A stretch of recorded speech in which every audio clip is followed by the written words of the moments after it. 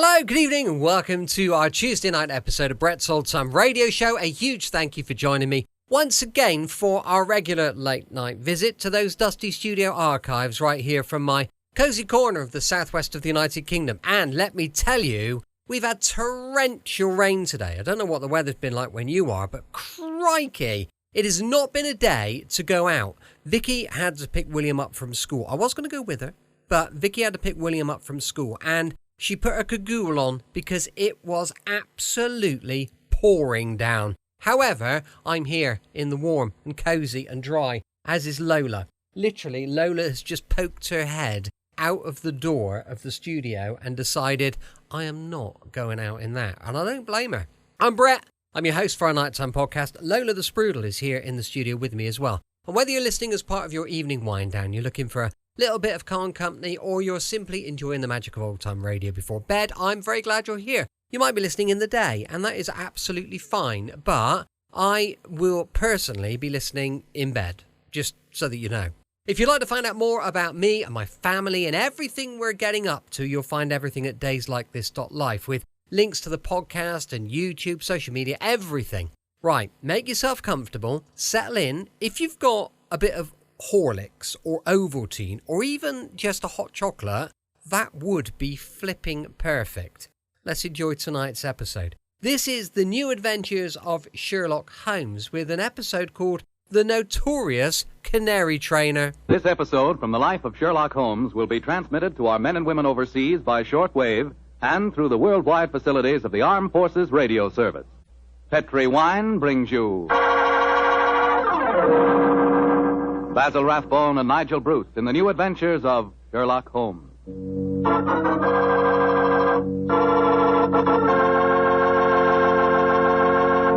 The Petri family, the family that took time to bring you good wine, invite you to listen to Dr. Watson tell us about another exciting adventure he shared with his old friend, that master detective, Sherlock Holmes. Say, and I've got a little something to tell you myself. I want to tell you that if you haven't sent in for your free recipe calendar, I think we've still got enough on hand to take care of you if you hurry.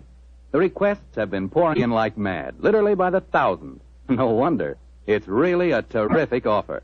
It's a calendar for 1945 and 46. It's in full color, and it tells you all you have to know about cooking with Petri wine. Write to Petri Wine, Petri, Petri Wine, San Francisco 26, California. San Francisco 26, California. But better hurry, so we can get your recipe calendar to you immediately.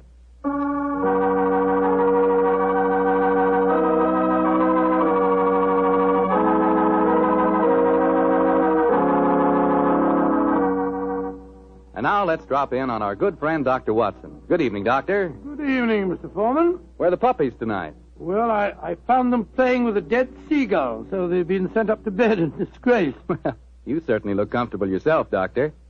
What's that small blue book you're reading, the latest bestseller? No, indeed not. This book was never a bestseller, my boy. It's entitled Practical Handbook of Bee Culture, with some observations on the segregation of the queen. Quite a catchy title. Who's the author? A fellow by the name of Sherlock Holmes. He was engaged in writing it when the adventure I'm going to tell you about took place. Well, you told us last week, Doctor, that a pair of canaries played an important part in the story. That's quite right, Mr. Foreman. It was in the summer of 1908, I remember, and I had persuaded Holmes to leave his Sussex bee farm for a few weeks and to join me in a holiday at the little fishing village of Kingsgate in Kent. We were staying at a charming little inn called the Fisherman's Arms, and for the first few days, our holiday was a delightful one. And then, I suppose, Doctor, strange things began to happen. They did indeed, Mr. Foreman, they did indeed. Very strange things. One afternoon, we just finished a late tea, I remember, and were sitting outside on the lawn sunning ourselves and enjoying our pipes. Holmes lay back with his long, thin fingers clasped behind his head, gazing thoughtfully at the multicolored fishing boats bobbing at anchor in the harbor. After a moment or two, he spoke to me.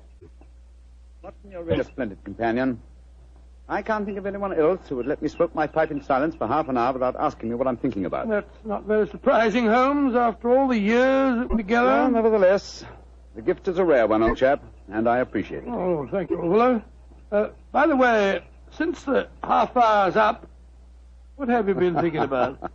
The lack of enterprise of a modern criminal. Audacity and romance seem to have passed forever from the criminal world. Read this note I received this morning, old fellow. See for yourself how low I have sunk. Oh, let's have a look. Mr. Holmes, I am staying in the same inn as yourself, and as I have had a very frightening experience, gracious week, I thought perhaps you would help me. Please do. It's signed Mary Victor. An exciting document, isn't it? Written on lavender notepaper, reeking of perfume, and the handwriting is obviously that of an adolescent girl. You haven't bothered to answer, of course. Oh, yes, I have. I sent a message back by our good landlord that I would be glad to see her. Why, Holmes? You came down here to complete your handbook on bee farming. Oh, confound it.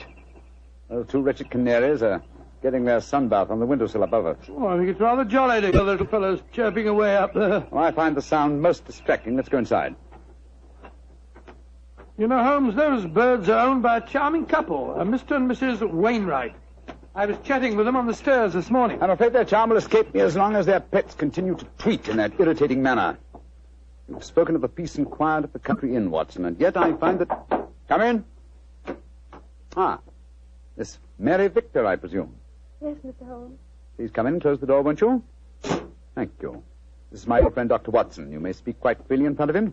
How do you do, Miss Victor? How do you do, Doctor? Now, sit down, young lady, and tell me what's troubling you. Mr. Holmes, I came down here from London to get away from someone, but I've been followed. I've been afraid to leave the inn. Until last night I felt I couldn't stand being cooped up any longer. So I went for a walk on the seashore. Someone followed me, Mr. Holmes. I ran back here as fast as I could, but now he knows where I live, and I'm frightened. Please help me. My dear Miss Victor, I'm afraid you must be much more specific before I can help you. Who has followed you down here, and why are you afraid of him? I'll tell you the whole story. It'll sound strange to you, but I swear it's... There he's again down by the gate. I'm going to my room. Now. Don't you be frightened, Miss Victor. I'm sure we'll be... Oh, that's all. Extraordinary thing. I don't see anyone outside who might frighten her. There are 2 or 3 fishermen loitering about. Wait a minute. Here's a young fellow walking up the path. Come on, Watson. Out through the French windows again. Oh, gracious me. Here we go again. I think we'll take the liberty of accosting him. Excuse me, sir. Yes? Are you looking for Miss Mary Victor? Is she young and pretty? Yes, sir. She is. Extremely so. Then I'm looking for her. Where can I find her? I can see you're being facetious, sir. Well, there's no harm in that, is there? By the way, who are you gentlemen, may I ask? My name is Holmes, and this is my friend Dr. Watson. I'm Basil Carter. You're not Sherlock Holmes, are you? That is my name. I thought you seemed familiar. I know your brother, Mycroft. Oh, indeed. Then I presume you're connected with the Foreign Office. Yes, I'm in the consular service. Are you staying at the inn, young man? For a few days. It's funny that I should run into the great Sherlock Holmes. May I ask? I was planning a murder. Oh, really? But with you Murder? gentlemen here, I see that I shall have to be very discreet. Who is your intended victim, may I inquire? There are 2 of them. The 2 canaries in the room next to mine. Oh, canary. For a moment I thought that you were really serious. But I am serious. The wretched creatures have been driving me mad. Yes, I quite sympathize with you, sir. I've been thinking of committing a case of mayhem on them myself. We can take one apiece, Mr. Holmes. Well, I'm glad to have met you both. I'll probably see you again. Goodbye. Goodbye, sir. Goodbye. I don't like that fellow, Holmes. If you ask me, he's the man who's been frightening the poor girl that came to us. He had a peculiar look on his face when you asked me he was looking for Mary Victor. Well, there's only one person who can settle the question, and that's the young lady herself. Come on, old fellow. Let's go back indoors. Shh. Here comes Wainwright, the owner of the Canaries. Good evening, Mr. Wainwright. Good evening, gentlemen. This is my friend, Mr. Sherlock Holmes. I am honored to meet you, sir. How do you do, Mr. Wainwright? Beautiful evening, isn't it? I just took a stroll down to the store to get some more birdseed. By the way, Mr. Holmes, I hope our canaries don't bother you. Little fellows are such a comfort to my wife and me. Oh, no, not at all, sir. I find their chirruping very soothing. Oh, I'm so glad. Good night, gentlemen. Good night, sir. Good night, Mr. Wilson. Not Wilson, Mr. Holmes. Wainwright. Oh, I beg your pardon. I'm so sorry. I thought you said Wilson. Good night. Not like you to mix up names, Holmes. I didn't mix them up, old fellow. I never forget a face. Mr. Wainwright is in reality Wilson, the notorious canary trainer, whom I had the pleasure of sending to prison for a 7-year stretch in '95. Some years later, he made one of the most spectacular escapes from prison in the history of crime, and has since managed to evade all efforts to recapture him. Great Scott, he seems such a sweet old fellow. Well, possibly he's reformed, but I doubt it. Our stage is set for an intriguing problem, old chap, and our cast is an interesting one. A frightened young girl, a diplomat of uncertain integrity, and a noted criminal. Watson, I have a feeling that once again the game's afoot.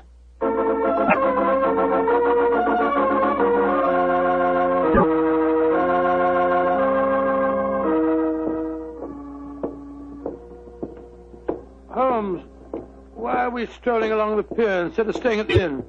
I thought you said that you were expecting trouble. I am, old chap, and I'm sure it'll find us out. You know, Holmes, I'm still completely mystified by the behavior of that girl, Mary Victor. I knocked at her door last evening, again this morning. I couldn't get any answer. And the landlord told me that she was not seen at dinner last night, nor at breakfast this morning, and yet her room has not been vacated. Curious. Hello, there's the village constable, sunning himself at the end of the pier. Good morning, Sergeant Blake. Mr. Holmes, Dr. Watson. How are you, gentlemen? Well, splendid, thank you, Sergeant, and very appreciative of the weather that you've provided for us. Oh, think nothing of it, sir. We always arrange that for our really distinguished visitors. By the way, Mr. Holmes, I was reading one of your friend's stories about you last night. The one called The Adventure of Mysteria Lodge. That was, Wisteria Lodge, you foolish fellow. Well, maybe it was. Anyway, I was reading it aloud to me old woman. And if you don't mind my saying so, Mr. Holmes, we both thought you made a bad mistake. Oh, really? Though, of course, you come out all right in the end. Dear me, Sergeant, I stand reproved. Excuse me, Sergeant. Holmes, look. Look at that figure standing by itself right at the end of the pier. Mm-hmm. Our friend Wilson, the canary trainer. He's got a revolver. Here, we don't want any of these goings on in Kingsgate. Come on. Here, you. What are you doing waving that revolver about? Keep back, the three of you. I'm the law here. Don't you tell me what to do. Keep back, I say. I'm not afraid to fire. I'll do as he says, Sergeant. You don't want to trifle with. Just exactly what are you up to, Wilson? You caught up with me once again, Sherlock Holmes. But this time you're not going to send me back to a prison again, and maybe the gallows. If I can't escape you, then I'll take my own way out with this revolver. Wilson, what in thunder are you talking about? The murder at the inn last night. I did it. Murder? I'm confessing in front of the three of you. Oh, you leave my wife alone. She didn't know anything about it. Now, I hope you're satisfied, Mr. Sherlock Holmes. He's pointing the revolver as he heads. Wilson, you fool, stop it! Strike me pink. He done it. Over the pier and into the sea. Get help, Sergeant. It's possible he isn't dead. Right, sir. Come on, Watson. We're at the inn, I suppose. Of course we are. We've just heard a murder confession, but we don't know who has been murdered.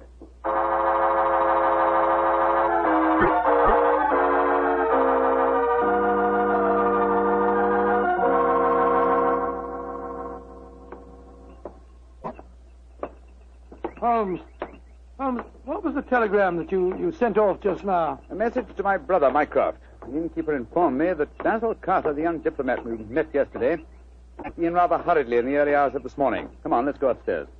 Well, we'll have to break the news to Mrs. Wainwright, I suppose. Before we do that, I think we'll see if Miss Victor's in her room. Which one is it? Here, top of the stairs. We'll take the liberty of looking in. Miss Victor hasn't been seen since last night. Uh-huh. Unlocked. Lord, what a mess. Clothes strewn all over the place, open suitcases. Yes, it Look looks at as if the young lady had been planning an immediate departure. Where can she be? No one's seen her since last night.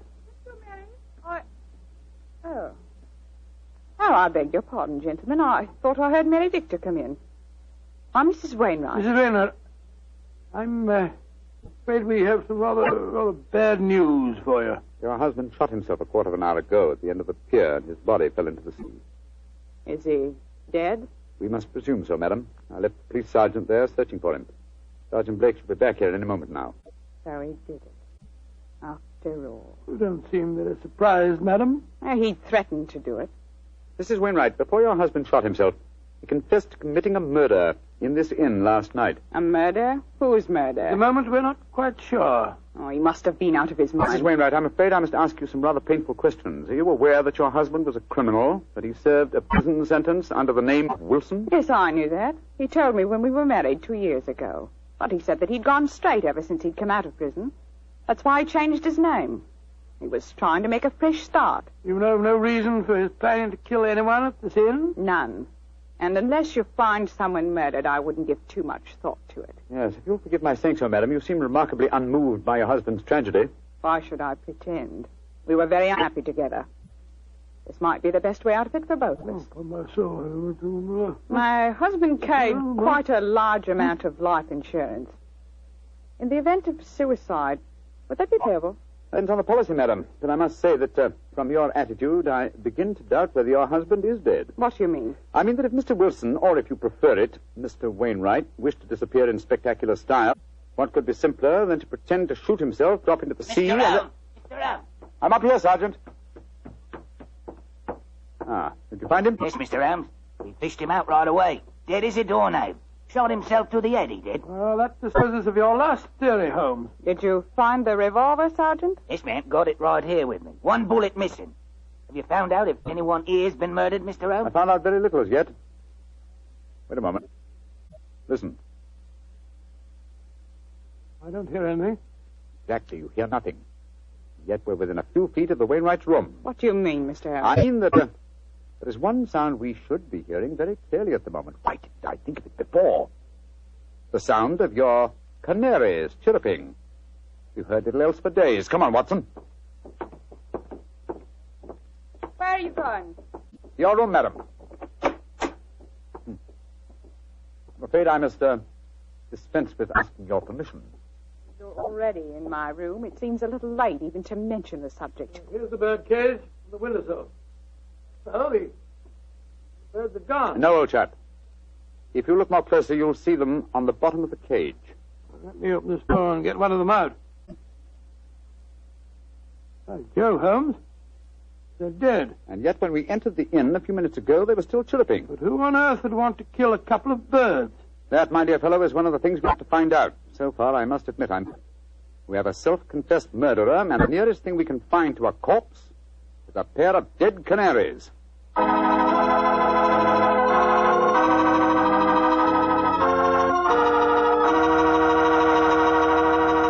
We'll bring you the rest of Dr. Watson's story in just a second. A second I'll take, if you don't mind, to ask you if you've ever had a glass of Petri California Sherry. Because if you haven't, boy, you want to remedy that situation pronto. Try that Petri Sherry before dinner some evening. Look at its clear amber color. Smell the fragrance of those luscious grapes. And get a sample of that Petri flavor. That Petri Sherry can turn the usual before-dinner lull into a main event. And say, if you like your sherry dry, as I do, wait till you taste Petri Pale Dry Sherry. Is that ever good? But after all, when it's a Petri wine, it's always a good wine.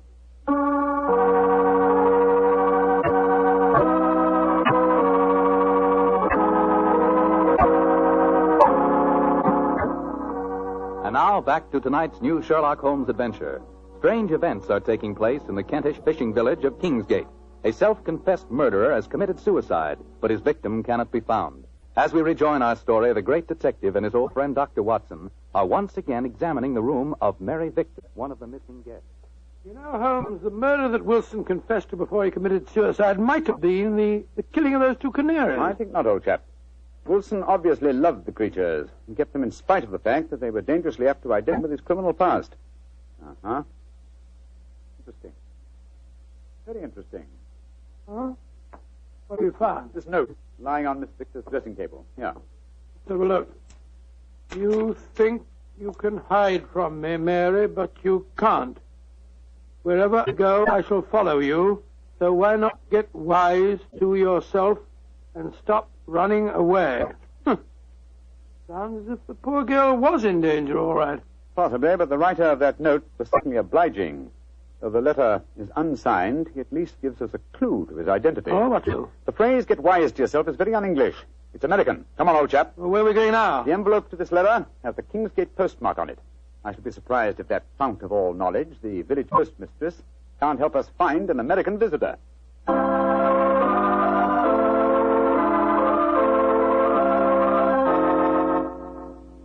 Yes, I know the young man you must be looking for, gentlemen. His name's Walter C. Bunker. He's been in here to send telegrams, and his accent's so strong you could cut it with a knife. Just like one of the Red Indian fellows you read about, you know. Can you tell me where he lives, madam? Well, that I can, sir. He's been rooming at Mrs. Bell's house.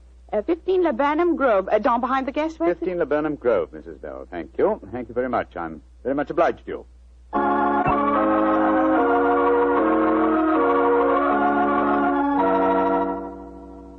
Mrs. Bell? Yes, sir. What can I do for you, gentlemen? Well, we understand that Mr. Walter Bunker has been staying with you, madam. That he has. A nice young American gentleman. Is he at home, may I ask? No, sir. And I'm worried about him. This morning, when he goes out, he asks me what the nearest cemetery is. Cemetery? Gracious me. Huh? I tell him, and then he gives a queer kind of laugh. I'm not sure I'll see you anymore, he says. And then he walks off, and I haven't seen him since. I tell you, I'm worried about him, gentlemen. And where is the nearest cemetery, Mrs. Bell, the one you directed him to? About 3 miles from here. Mm-hmm. Just this side of Branson Woods. Thank you, madam. Come on, Watson.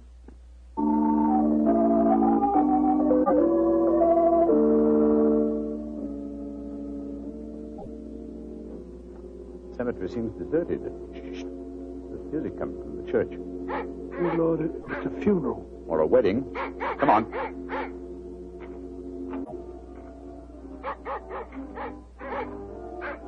By Jove, it is a wedding, Holmes. I'm afraid we're on the false trail, but we'd better make sure.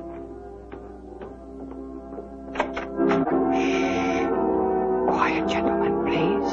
The ceremony is just ending. Just one question. Can you tell me the names of the couple who've just been married? Miss Mary Victor from the inn and a young American by the name of Bunker. Thank you.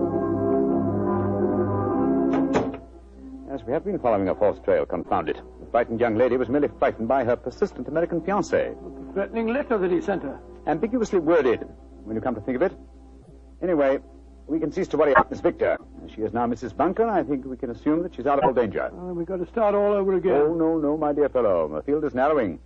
We'll head back for the inn now, and I have a feeling that we're on the last lap of our strange adventure.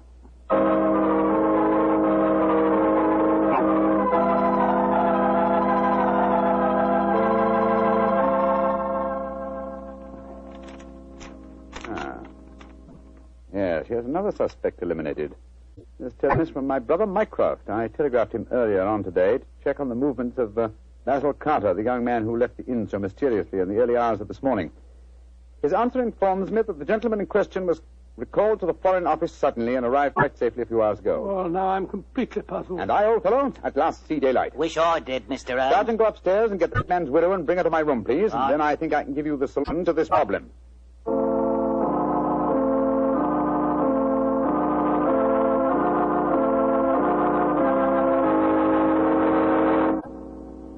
What do you want with me, Mr. Holmes? Sit down, madam. You and Sergeant Blake make yourselves comfortable. Now, in the first place, the murder occurred this morning and not last night. I know what you're hinting at. The canaries. I admit I killed them. But you can't do anything to me for that. Why did you kill those birds? I hated them. As much as my husband loved them. And when I knew he was dead, their singing drove me mad. And so I killed them. But they must have been already dead when we told you of your husband's suicide. True, Watson, but the lady was fully aware that her husband was dead when we informed her of the fact. You see, she murdered him. You're talking rubbish. Yes, Mr. Holmes. How could she have murdered? We saw him shoot himself before our eyes. Because when Wilson raised that revolver to his head, he was convinced that it contained blank cartridges. Unfortunately for him, his wife had deliberately replaced the blanks with live cartridges. But great heavens, why? How? Let me reconstruct the case for you. Wilson, with the connivance of his wife here, had contrived a disappearance plot. He knew that I had spotted his real identity, and so he planned this rather dramatic exit. Confessed to a non-existent murder, and then, well, had his plan materialized, he was to shoot himself with a blank. All from the pier, an apparent suicide. What a fantastic scheme, but how did he plan to get away? Well, he would have swum under the water, safe distance, and so made his escape. Oh, his plan couldn't work possibly. No, probably not, not. But at least it was ingenious.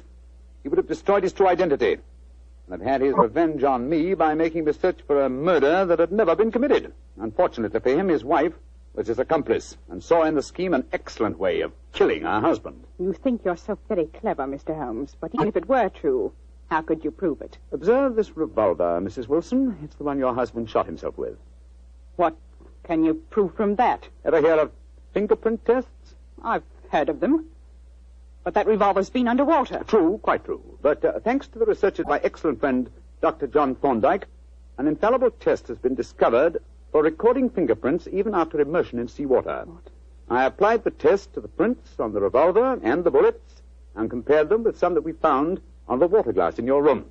They are the same, Mrs. Wilson. But Now, does a man let his wife load his suicide weapon? Sergeant Blake, I think it's obvious that the time has come for you to take over the case. All right. All right, so I did change the bullets. I hated him. I'm glad he's dead. And what's more, I'd do it again.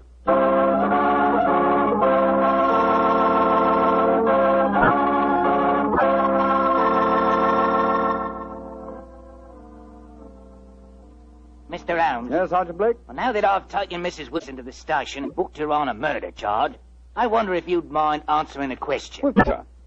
This fingerprint Ah. test. I'd like to know about that. I never heard of being able to take prints after a revolver has been handled 2 or 3 times and soaked in salt water. Yes, Holmes, and I'd like to know, when you performed the test and took the prints off the glass in her room, I thought that I was with you all the time. You were, my dear fellow. Well, then, how... I can give you the answer in one word. Bluff. What? There is no such test, my dear Watson. It would be almost impossible to expect clear prints after so much handling, and totally impossible after submersion. Fortunately for us, though, Mrs. Wilson was gullible enough to believe me and give me a confession. And there's no such person as Dr. John Thorndyke? Oh, yes, indeed there is. He had great success last year in the case of the Red Plaque. You didn't tell me about that case, Holmes? No, I didn't. It was deliberate, old chap. With your taste for writing sensational stories, I was afraid you might publish them. Huh? Would it have mattered if I had? Oh, yes, it would. Huh? You would have given away, what shall I say, professional secrets. You would have provided the public, and in particular the criminal public, with a complete education on fingerprints. And when that happens, my dear Watson, we shall have no tricks left. That will be a sad day for detectives.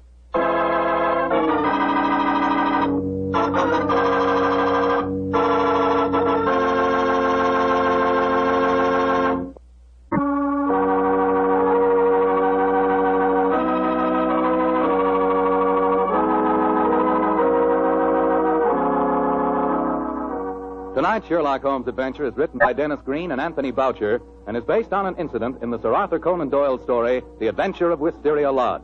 Mr. Rathbone appears through the courtesy of Metro-Goldwyn-Mayer and Mr. Bruce the courtesy of Universal Pictures, where they are now starring in the Sherlock Holmes series.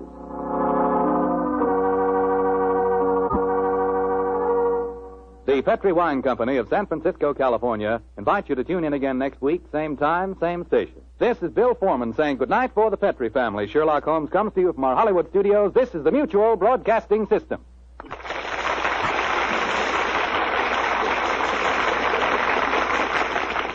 Welcome back. Hope you enjoyed tonight's episode of Sherlock Holmes. Don't forget, we'll be back tomorrow with bells on, with Dangerous Assignment, going live at 5 p.m. UK time, and an episode called Stolen Computer Blueprints. Fancy that. If Brett's Old Time Radio Show has become a part of your nightly routine, I would flippin' love it if you followed or subscribed and perhaps shared the show with someone else who enjoys classic radio and a calmer end to the day. That would be wonderful. You'd be doing them a favour. Thanks so much for listening. I'm here with you 7 days a week, each and every week, and I'll see you tomorrow on Brett's Old Time Radio Show. Love you, bye.